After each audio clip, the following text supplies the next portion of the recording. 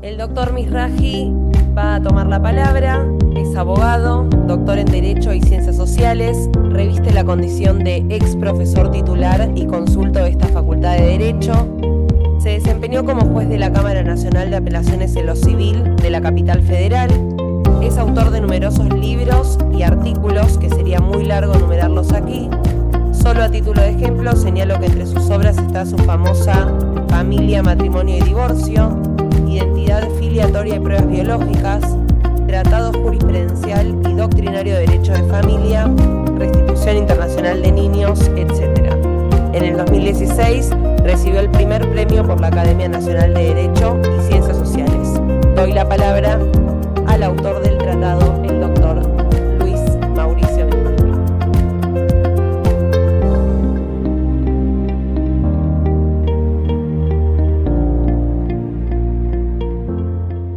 Bueno, muchísimas gracias. Gracias a todos ustedes. En primer lugar, gracias a la doctora Veloso. Yo tengo un vínculo muy estrecho con ella y tal vez no ha sido tan objetiva cuando alabó, digamos, o ponderó mi obra. Quiero aclarar, porque yo soy un crítico bastante del funcionamiento de la justicia, que esto es objetividad. La doctora Sandra Veloso es una jueza excepcional, excepcional. No, no es fácil encontrar juezas como ellas. Integran, según mi modesto criterio, una minoría, una minoría. Bueno, a mí me sirvió bastante, mucho, lo que la doctora Saulin, cuando, digamos, desarrolló el tema de qué pasa con la alienación parental. No voy a repetir lo mismo que dijo ella, sino hacer me vino muy bien hacer una síntesis en 3 líneas. ¿Qué pasa con la alienación parental? Un niño rechaza al otro, a un progenitor. Ese rechazo, como se dijo bien acá, es totalmente injustificado. Esto yo lo destaqué a la mañana. Cuando el rechazo no es injustificado, no tiene nada que ver la alienación parental. Cuando yo digo, acostumbra de ejemplos burdos, el padre toma al chico, lo encierra en el baño y le pega sablazos, y el chico no quiere saber nada con el padre, no tiene nada, pero nada que ver con la alienación parental. Por eso es importante este criterio que se llama de exclusión. No debe haber razones por las cuales serias el hijo rechaza al padre. Y obviamente se debe a la acción del otro progenitor, que a veces, eso lo sabemos, es inconsciente. No siempre hay mala fe, no siempre hay, a veces no. A veces esto no sucede. Ahora bien, la alienación parental es muy grave. Este es el tema, lo que nos impulsó a realizar este contenido. Tiene una gravedad mayúscula. ¿Por qué? Porque, y acá voy a hacer un poco, como dice el doctor Sergio Dubó, que recién se lo pregunté que no me acordaba, un ejercicio ilegal de otras profesiones, llámese de la psicología, de los psicoanalistas y todo lo demás. Decimos en chiste ejercicio ilegal, porque en realidad yo no tengo el título, yo tengo el título de abogado, no soy ni psicólogo ni psicoanalista, pero sin embargo voy a tocar varios temas referidos a esos. Y bueno, es así, es la interdisciplina. Bueno, como digo, esto lo ha dicho la Corte, además, un órgano jurídico. El niño es tomado en la alienación parental sin haber completado todavía el desarrollo de su aparato psíquico. Esta es la gravedad. Cuando está en plena construcción, su personalidad, su subjetividad. Entonces es cuando más peligroso es, y por eso es tan difícil remontar, es tan difícil neutralizar el proceso de alienación parental. Ni hablar si ella se ha estabilizado, si ha transcurrido un tiempo, si se ha solidificado. Diría que es muy, muy difícil poder eliminarla. Pero además es grave porque es un problema transgeneracional. Es decir, no es que la cuestión termina con el niño alienado. No, el chico repite, normalmente sucede, no es matemáticas esto, en la adultez repite situaciones vividas cuando era niño. O sea que por eso decimos que es transgeneracional, por eso es delicado y por eso es muy grave. ¿Qué le sucede al niño? Ya se dijo mucho acá. Hago un resumen. Está captado, está colonizado, es un ser programado, totalmente programado, hechizado, como dice Reinaldo Perrone, que fue uno de los oradores, captado, es decir, transformada su conciencia. Ahora bien, alguien se puede estar preguntando y no dice nada, pero ¿cómo es que le sucede esto al niño? ¿Por qué pasa eso? Bueno, esto sucede por la situación en que se encuentra el niño en familias graves, judicializadas. El niño está en un estado de desesperación, se está destruyendo su familia y al único que tiene es a uno de los progenitores. El otro está en otro lado y es ese progenitor, padre o madre, es su tabla de salvación, es su salvavidas. Entonces ese niño, ante esa tabla de salvación, se toma de manera con ahínco en eso. ¿Para qué? Para salvarse, para salvarse. Ustedes saben, lo dicen todos los psicólogos y demás, la fantasía del abandono que tienen todos los chicos. Y además, los chicos son muy inteligentes y tratan de gratificar al adulto del cual dependen. Entonces el chico advierte esta situación del padre o madre. ¿Y qué hace? Se pone en alianza. ¿Para qué? Para no perder a ese progenitor, para tenerlo cerca. Esta es la explicación real de por qué sucede. No es una casualidad. Hay una situación particular, estamos hablando de una alienación parental seria y en graves conflictos familiares, muy, muy judicializada. Esto es importante destacarlo.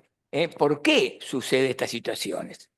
Ahora bien, yo acá, el doctor David Ramírez Acuña, que dio una excelente, no sé si está presente ahora, excelente exposición, igual que otros autores y amigos, insisten o dicen, él lo dijo con muy buena onda, digamos, no nos importa cómo lo quieran denominar, obstrucción, no, no, alienación parental, alienación parental.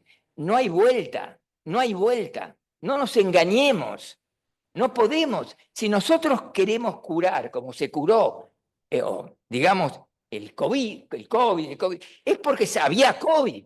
SIDA, hay alienación parental, basta.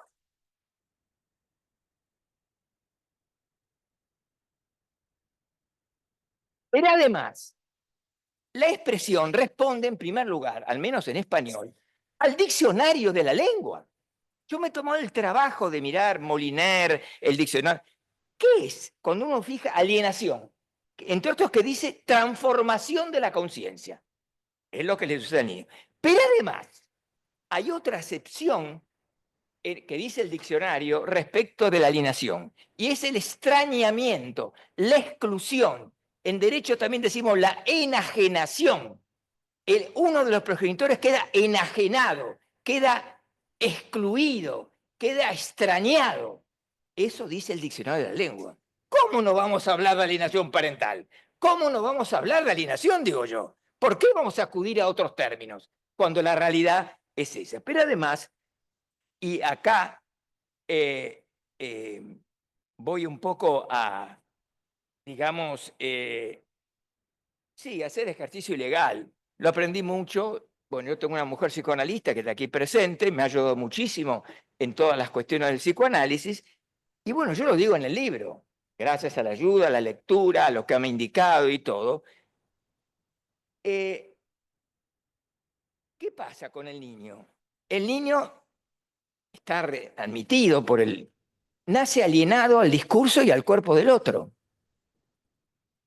Esta palabra alienación, yo estoy convencido que Richard Gardner la tomó del psicoanálisis. 10 años antes trabajaba Lacan sobre eso. Le he pedido obras a mi mujer que me la ha exhibido, la he visto, lo he leído. Lacan hablaba del problema de la alienación, pero no como una cosa digamos, grave que hay que curar, sino como una cuestión estructural del ser humano. Cuando el chico nace, no es un individuo, no está separado, no tiene personalidad, no tiene individuación, no, está atado, atado. Bueno, está el famoso ejemplo de François Dolto, del dolor de cabeza. Yo lo he dicho varias veces. Resulta que un chico decía, me duele la cabeza, me duele la cabeza, me duele la cabeza, me duele la cabeza. Al final Dolto, a quien yo amo, tanto amo a Dolto que yo soñé que era mi psicoanalista. Eso siempre lo digo. Tanto la amo y tanto leí todo lo de Dolto. Soñé, tuve un sueño que era mi analista. Y entonces sucede que le dolía y Dolto, muy inteligente, le dice, decime Juan, no me acuerdo el nombre, ¿dónde te duele la cabeza? Y el chico dice, acá, en la rodilla. Ahí donde se descubre que a quien tenía fuertes dolores de la cabeza, ¿quién era? Era la madre. ¿Por qué? Porque no había, estaba despegado. Lo mismo cuando habla en tercera persona, el niño quiere la sopa, o cuando se golpean dos niños que llora el niño con el otro. Son situaciones que muestran que no está completado el proceso de individuación. Bien, esto es la alienación que hace a la estructura. Cuando se produce la alienación parental más adelante, ¿qué le sucede al chico? Y bueno, se actualiza aquella alienación primaria y vuelve a meterse, digamos, dentro de la bolsa de la madre de algún modo. Se actualizan aquellas situaciones de alienación primaria. Y ahí es donde, por eso yo insisto, que debe utilizarse esta terminología, porque en realidad es una alienación real lo que le pasa al niño. Por eso me resisto a que se quieran emplear otra terminología. Bien, ¿a dónde nos encaminamos? ¿Qué persigue este Congreso? En primer lugar, por lo menos lo que yo pienso, es lograr en la Argentina y en todos los países, porque no es un tema argentino, desmantelar el discurso de la ideología de género que está impregnado en todas las instituciones.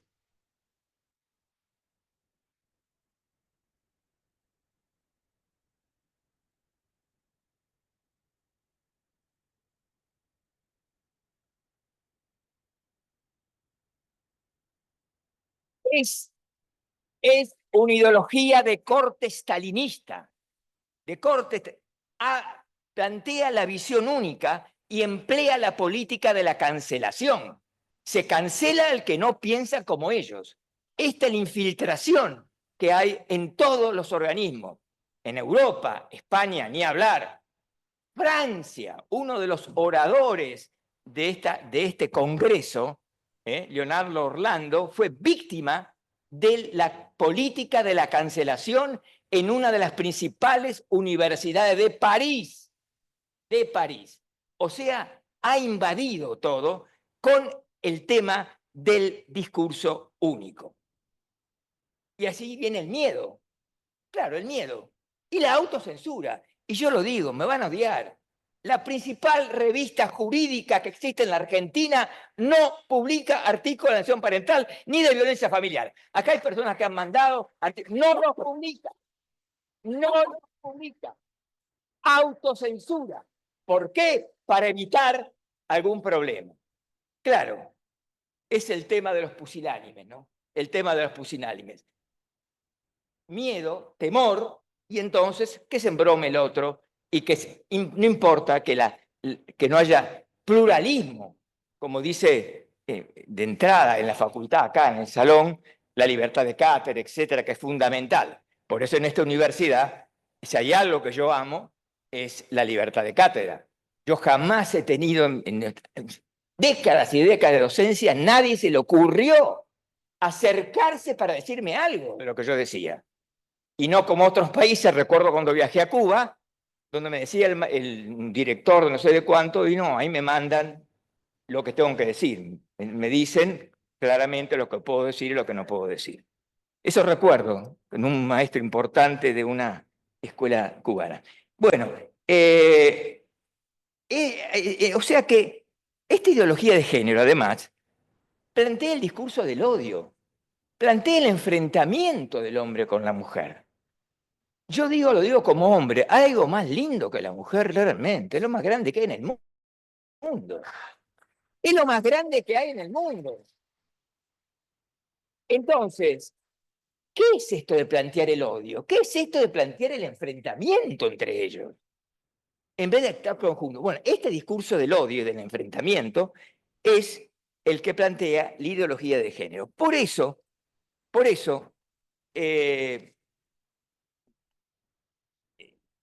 gran exposición que tuvo David Ramírez, que canta, es un excelente, también hizo referencia a algo que yo tengo mis dudas. Varias veces hizo referencia, que creo que lo advirtió el doctor Diego Sandivaras, a algo así como la ideología machista, ¿no?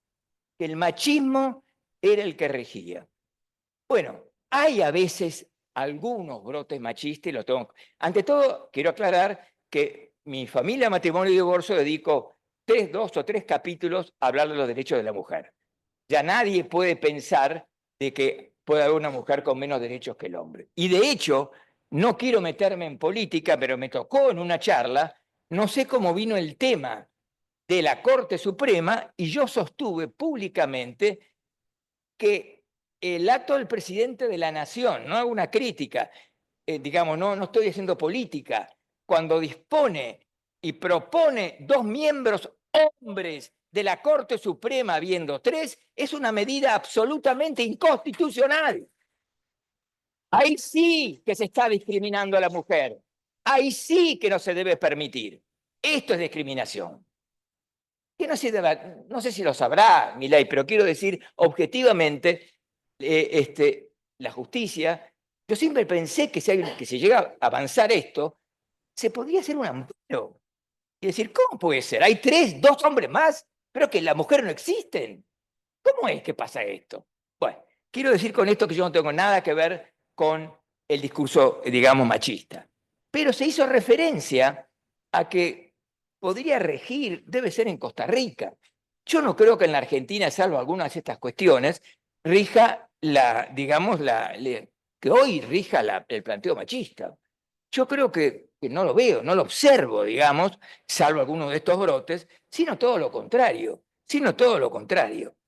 y bueno, y acá entonces, digamos, avanzando también en este tema, lo que quiero señalar es que llega a tales límites la penetración de la ideología de género en la justicia argentina, que podemos citar un fallo del 16 de diciembre del 2022, un fallo de un juzgado de niñez y adolescencia de la provincia de Córdoba, que me resultaría absurdo, ni me pasa por la cabeza que Sandro hubiera resuelto una cosa como esta. ¿Qué es lo que resuelve? Resulta que una mujer está embarazada y bueno, no quiere al hijo. No es una crítica, mucha gente da en adopción, hasta ahí no. Bueno, ustedes saben, los abogados saben, que la maternidad se determina por el parto. Uno se produce el parto y el hospital, el sanatorio, lo que hace el registro. Tal chico nació. Bien, hace un planteo judicial la madre, diciendo que no quiere ser madre de ese chico. Pero no que lo quiere dar en adopción, que es otra cosa diferente. No. Que no quiere ser madre e invoca la socioafectividad. Yo soy un admirador de la socioafectividad y lo planteo en toda mi obra, pero lo que se llama la socioafectividad positiva, ¿qué quiero decir? La socioafectividad para sumar, pero no para restar. Acá la socioafectividad negativa. ¿Sabe lo que dispuso el juez? Anular la inscripción del hijo como la madre. Lo dejó huérfano. Huérfano, no sé qué pasó en la instancia, huérfano una madre viva. E invocó los derechos de la mujer. E invocó la cuestión de género. ¿Cómo puede ser semejante violación de la Convención de los Derechos del Niño? Porque nadie discute que quiera dar en adopción. Lo que no podemos admitir es cortar el vínculo, digamos, lo que es el vínculo sanguíneo. O sea, se anotó en el registro como NN y había nacido de esa madre. ¿Ustedes se dan cuenta la barbaridad de lo que es la ideología de género? Este es un ejemplo. Este es un ejemplo. Tenemos que terminar también, bajo la influencia de la ideología de género, con la privatización selectiva de la justicia. Es decir, ¿qué hacen los jueces? Cuando se plantea un conflicto, aquel progenitor que lo que persigue es excluir al otro, inmediatamente, asesorado por los abogados, me pone un psicólogo. Pone un psicólogo. Y los jueces, en el temor de que el chico cambie o no cambie, aceptan el psicólogo particular. Lo cual implica, como se ha dicho, una privatización absurda de la justicia. Por todos lados se ha dicho todo. Y tal es grave la situación, porque además es selectiva.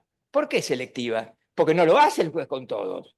Lo hace exclusivamente con esa psicóloga que lo plantea aquel progenitor o progenitora que lo que pretende es excluir. Y entonces, cuando se pide la revinculación, ¿qué hace la psicóloga? El chico no está todavía preparado para ver a su padre. Debemos esperar. Esto es lo que pasa con esta privatización. ¿Qué sucede en la justicia? ¿Qué hay que hacer entonces? Ya lo dije, desmantelar la ideología de género. Yo tengo muchas esperanzas con la actual gestión porque ha cambiado, de alguna manera es inverso a lo que está pasando, lo que pasa en el mundo, y de que esto puede ser posible a través de una actividad, obviamente, del Ministerio de Justicia y demás, para tratar de a poco de desmantelar este discurso. Eso requiere realizar un tema que da el título de, digamos, hacer un cambio radical en el tratamiento de las denuncias de violencia familiar. El doctor Acaber Cabrera va a hablar sobre ese tema y nos va a informar a todos, pero digamos, de lo que se trata es no de cambiar la ley. Lo que solo le pedimos a los jueces es que apliquen la ley, nada más. Así de sencillo. Que apliquen la ley.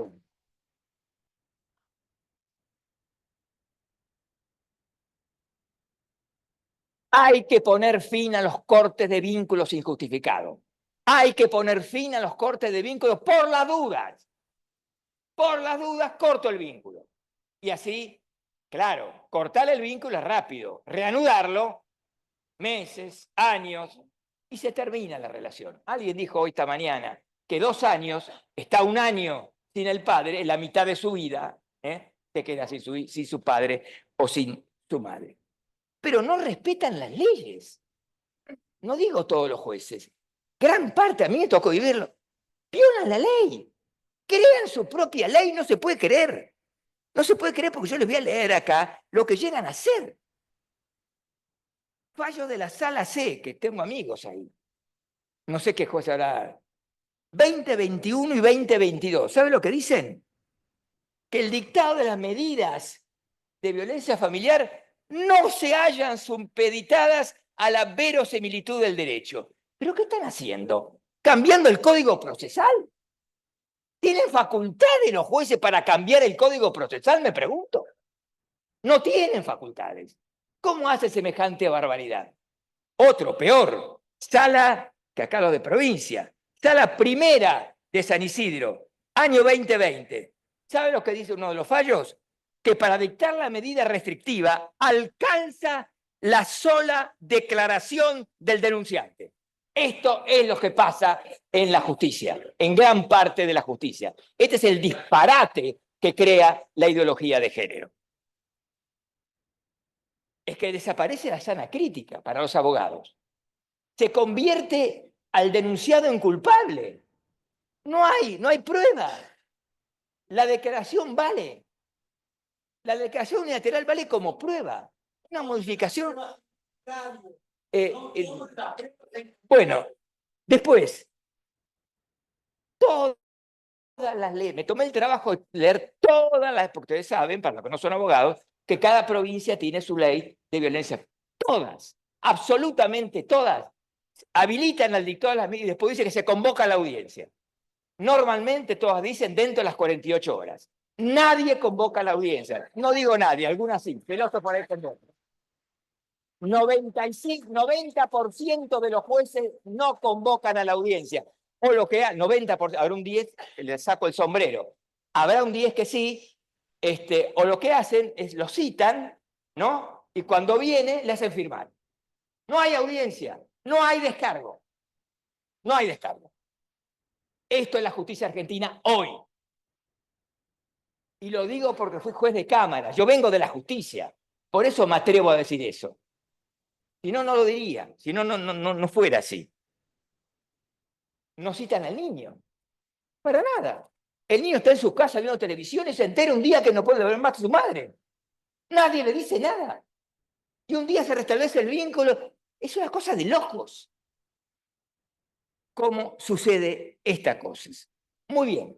Para poner fin a esto, ya el doctor Beca Varela se debe explayar mejor sobre lo que pasa con la violencia familiar. Nosotros, en el cual participó el doctor Beca Varela y intervino activamente también Sergio Dubove, hemos armado y hemos presentado en el Ministerio de Justicia un proyecto de reglamentación de la ley de violencia familiar. Repito que las leyes no requieren modificación, lo que requieren es cumplimiento. Y estuvimos pensando, ¿cuál es la solución? Creo que Sergio Dubove fue la primera idea, me parece. Una reglamentación. ¿Por qué? Ustedes saben, los abogados ya lo saben, que en la Constitución se integra la ley, ¿no? Que es del Congreso, y luego viene la reglamentación del Poder Ejecutivo. Obviamente, la Constitución dice que esa reglamentación no puede contradecir la ley, porque si no, se convertiría en un legislador el presidente de la Nación. Pero no, acá no es necesario. Lo interesante es que se puede reglamentar la ley aplicando la normativa de las leyes de violencia familiar y poner freno a este disparate que está pasando. Yo creo que si se logra esto, va a ser una gran ayuda para los jueces. Una gran ayuda porque les da elementos, para enfrentar al riesgo, porque esto es la realidad, de las denuncias de discriminación de género. Este es el problema. Un juez que no corta vínculos rápidamente y se expone, tengo que decirlo, a que le metan una denuncia por discriminación de género. Esto pasa. Y se cuidan, y se cuidan. En las leyes, este proyecto que está en este momento en el Ministerio de Justicia, decimos en primer lugar, pero además citando la ley, porque no es que estamos modificando la ley. Vuelvo a insistir, digo las partes más importantes. Fundamentalmente, esta es la redacción de la ley, del proyecto, de la reglamentación. Los jueces solo deberán acudir al dictado de tales medidas restrictivas si se presenta con toda claridad la verosimilitud del derecho y el peligro de la demora. Tales requisitos serán de insoslayable cumplimiento por los tribunales. Los quiero ver a los jueces con una reglamentación así, si se van a animar a cortar los vínculos desconociendo una reglamentación del Poder Ejecutivo.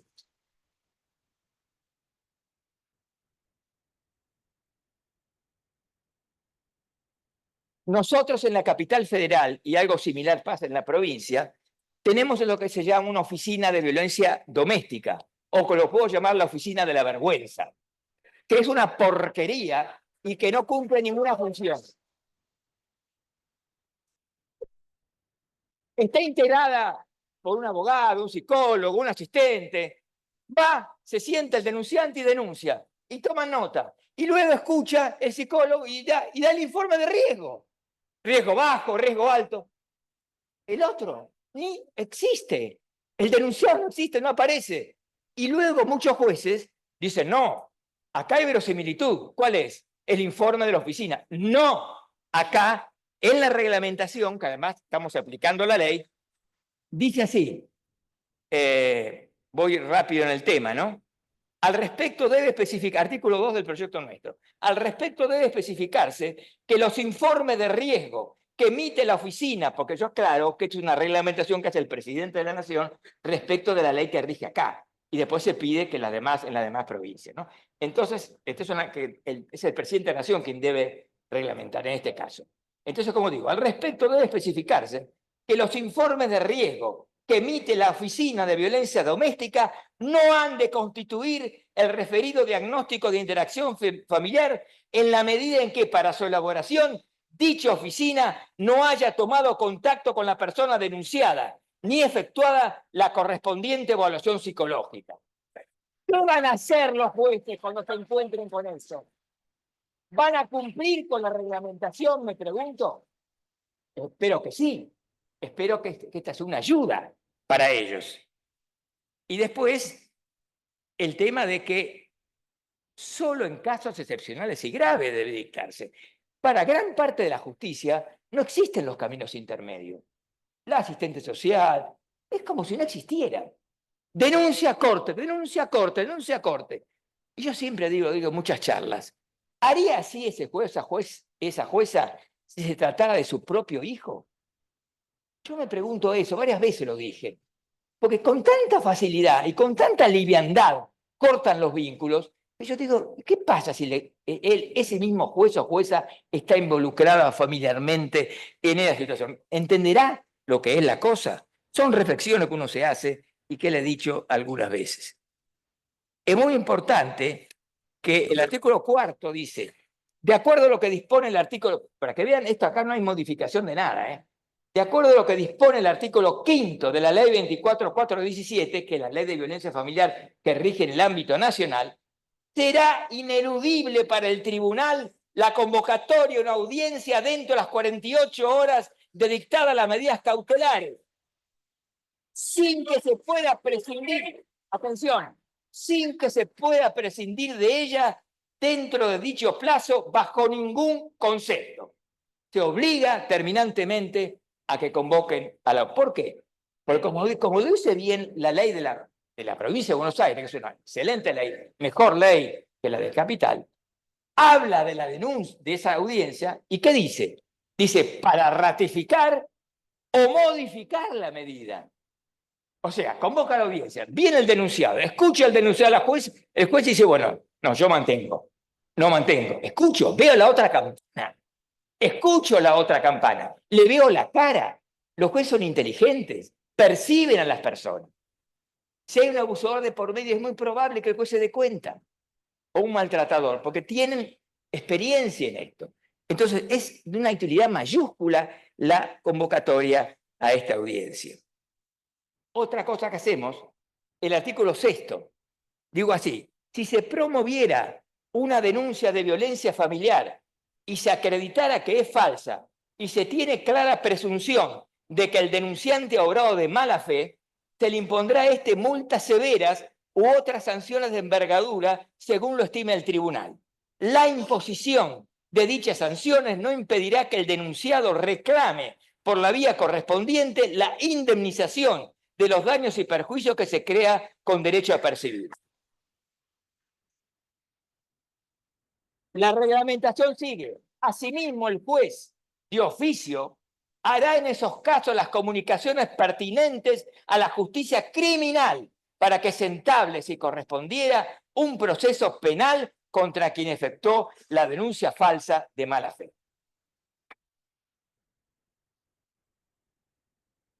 Otra cuestión, los abogados. Hay abogados excelentes, pero hay abogados atorrantes. Hay abogados que hay que sacar de la matrícula. Entonces, acá hicimos el artículo 7 que dice, con igual criterio, cuando el juez llegara a la convicción de que el letrado del denunciante aconsejó o toleró a sabiendas la presentación de denuncias falsas, la situación será comunicada al Colegio Público de Abogados de la Capital Federal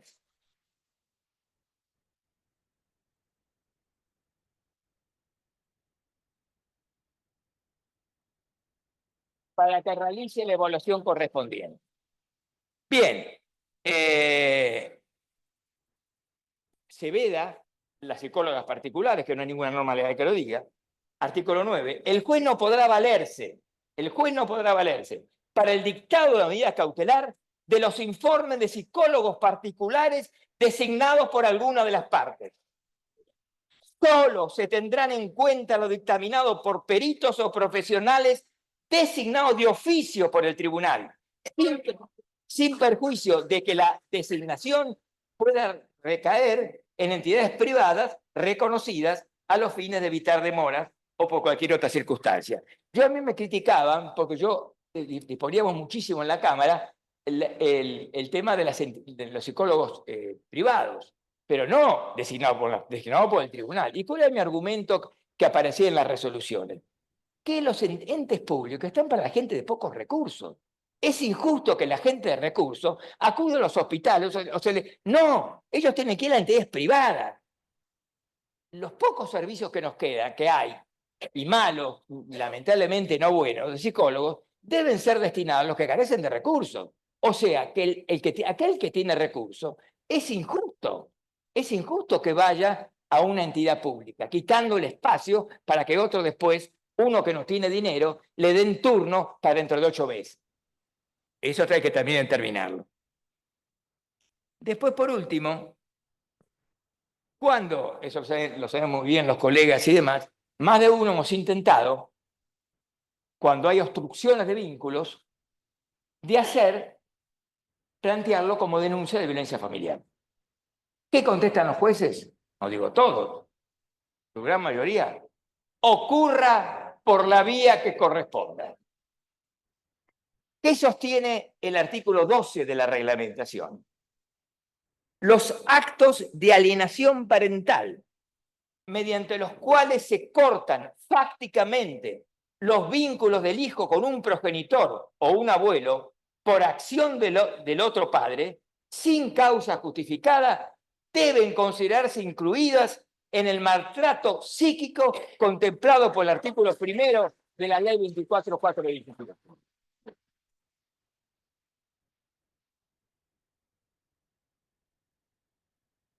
El otro tema, y aquí también voy a hacer ejercicio ilegal, como dice el doctor Dubove, es el tema de los tratamientos. Claro, como se desconoce la alienación parental, o si se lo conoce, como que mejor que no me meto en eso, ¿no? Entonces disponen los tratamientos. Claro, al no estar determinada la dolencia, ¿algo pasa? Perdón, gracias. Al no estar determinada la dolencia, entonces disponen tratamientos que no tienen nada que ver con lo que necesita la alienación parental. Incluso tengo que reconocerlo, se ha hecho en mi misma sala. Por ejemplo, pasan casos de alienación parental. ¿Qué hacen? Intímase al progenitor a que dentro de los 5 días presente un psicólogo con el cual se trate, al padre.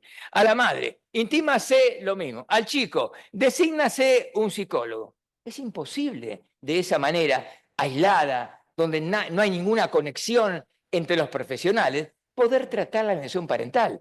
Y todos sabemos que es un tratamiento que debe hacerse, el doctor Diego Sandivar lo tiene muy bien estudiado, en red, con interconexión, y como dice el doctor Diego Sandivar, debe haber algo circular, recíproco, no lineal, no que el juez derive y se olvide de lo que ha derivado.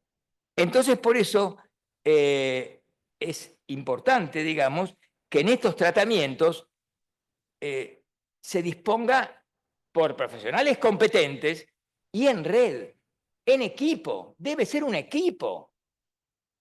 El otro tema, y aquí tengo que reconocerlo, con el doctor Beca Varela me tocó un juicio complicado, yo ejerzo poco, y toleré, y hago el mea culpa, que el tratamiento de un caso de alienación parental que se hizo, lo tengo que decir con toda claridad, no me dice el nombre del caso, que tiene tanta fama el gobierno de la ciudad, ¿cómo se llama? La que está el Ministerio Público Tutelar.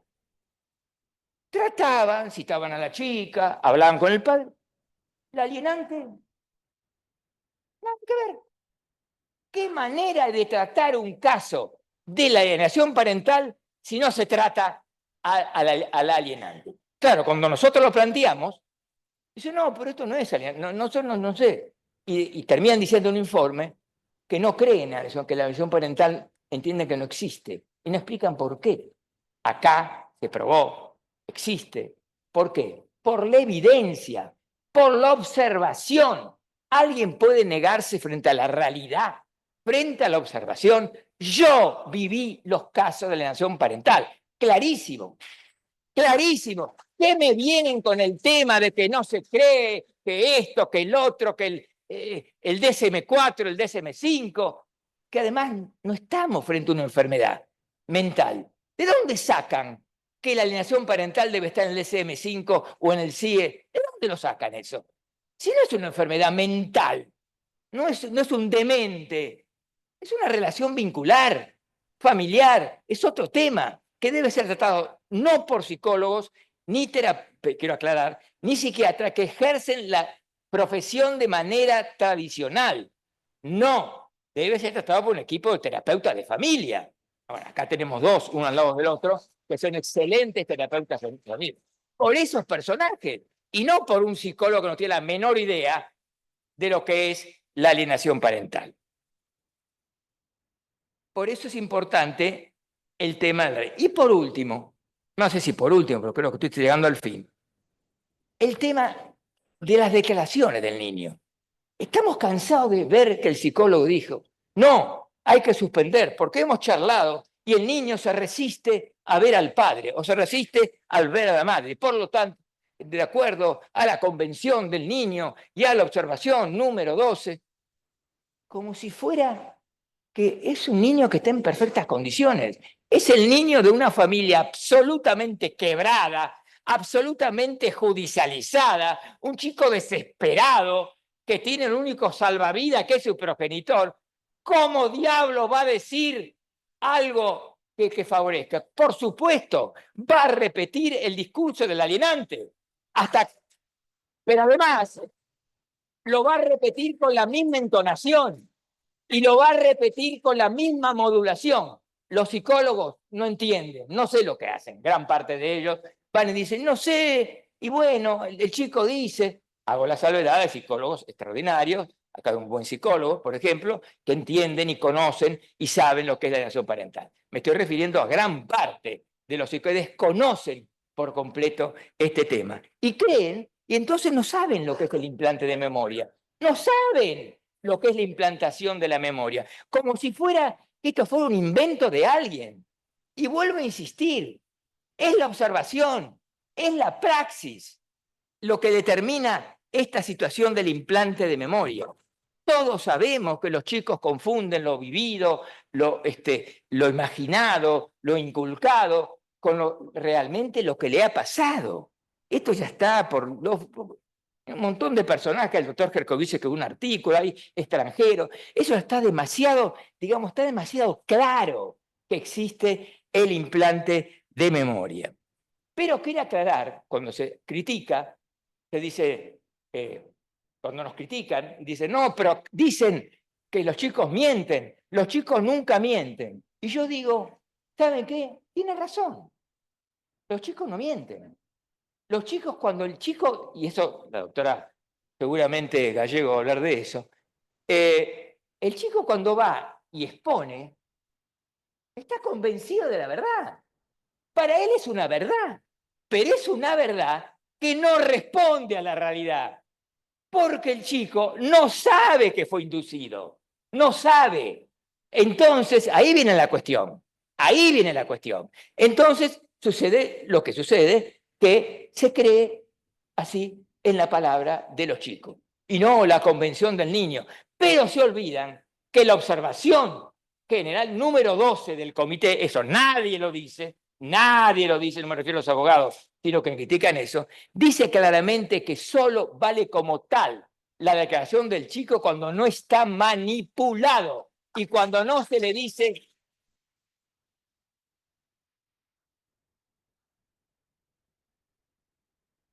no se le dice lo que tiene que decir. Es decir, un requisito esencial para validar la declaración de un niño es que se presente como un chico autónomo. Es decir, que se dé cuenta que tenga individuación, que no sea un vocero, que no sea un portavoz del progenitor alienante, que no esté unido por esa unión simbiótica insoportable. Pero además de la observación, que es clave para todo esto, llamemos ciencia, no llamemos ciencia, me importa un cuerno, observación, vivencia, realidad, se vive. Lo vive el terapeuta, lo vive el abogado, lo vive el juez, la esencia de la alienación parental. Nadie puede negar todo esto, nadie. ¿Vamos a negar que es un día jueves hoy? ¿Cómo lo podemos negar? Únicamente en Australia por las 24 horas de diferencia, no sé cuántas hay. Pero acá no, hoy es jueves. ¿Qué vamos a negar que hoy es jueves? Entonces no se puede negar. Digan ciencia, no me importa. Es la realidad, es la evidencia, es la praxis, es el trabajo de campo realizado en estos temas. Así que nadie lo puede negar. Pero además, lo interesante del implante de memoria, que lo dije varias veces, algunos lo escucharon varias veces, pero no siempre es el mismo público, y además estoy fascinado con esto, realmente fascinado, viene de la literatura, que es la madre de todos los saberes. Anatole France, Premio Nobel de Literatura del año 1921. Los invito a que después vayan y busquen en internet el cuento del señor Thomas. Lo digo en breves palabras. Cuenta Anatole France en un cuento que había un juez, una denuncia contra un maestro, que había una lucha entre clericales y no clericales, había tomado el chico y lo había puesto arriba de la estufa, ¿no? Como sanción. Bueno, aparece la investigación, los chicos dicen, no, yo no, realmente, el maestro, yo, lo de la escuela no. Pero el juez Thomas, bueno, quería tener una... Porque el tema de los jueces que quieren determinar la verdad, como pasa con los psicólogos dedicados a abuso sexual, su éxito es cuando logra que el chico diga eso. No sé si me entienden. El éxito para el terapeuta que atiende de abusos sexuales es cuando el chico dice, sí, la verdad que sí, me abusaron, bien gané, dice el terapeuta, bien gané. Bueno, los chicos, nadie se da. Pasa el tiempo, el juez Thomas le toma el pelo en el cuento de Anatole France, muy obsesionado con su trabajo, interroga. ¿Y qué dice? A los 25 días, todos los chicos declararon que vieron cómo el maestro tomaba a ese niño y lo ponía delante de la estufa. ¿Qué pasó? Tenía ese maestro, por suerte, un buen abogado. ¿Y qué demostró? Que no había estufa en la escuela. No había estufa en la escuela. Entonces termina el cuento Anatole France. Evidentemente, el juez Thomas ahí se dio cuenta de que en verdad no decían la realidad cuando contaban eso. Pero cierra el cuento así. De lo que no se dio cuenta el juez Thomas, que de tanto insistir, interrogar, le terminó inculcando al chico lo que el chico se dio cuenta de lo que el juez quería, que era que dijeran, ¿no?, que vieron al chico o vieron cómo hacía ese. Esto es la literatura. Alguien podrá decir, es una ficción. Sí, pero recién vengo de España y leí una cosa que me impresionó, lo que decía Picasso. ¿Qué decía Picasso? Sí, él dice mentira, es una ficción la literatura, pero es un medio para ver la realidad. La literatura permite ver la realidad, ahí donde está la situación. Bueno, concluyo realmente, otra de las soluciones es poner fin a la morosidad del proceso. Eso no depende tanto de los jueces, sino depende del poder administrador, que tenemos una infraestructura que es una vergüenza con relación a la cantidad de juicios. A veces me cuentan los jueces, Sandra me cuenta la cantidad enorme, o Cristóbal, la cantidad de denuncias que le entran por día. ¿Cómo hace un juez para tratar todo eso?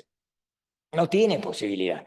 Por eso hay que solucionar la morosidad del proceso. Y por último, esto es en serio, por último, esto que voy a decir ahora a algunos no les puede gustar, pero lo dicen todas las organizaciones de jueces internacionales.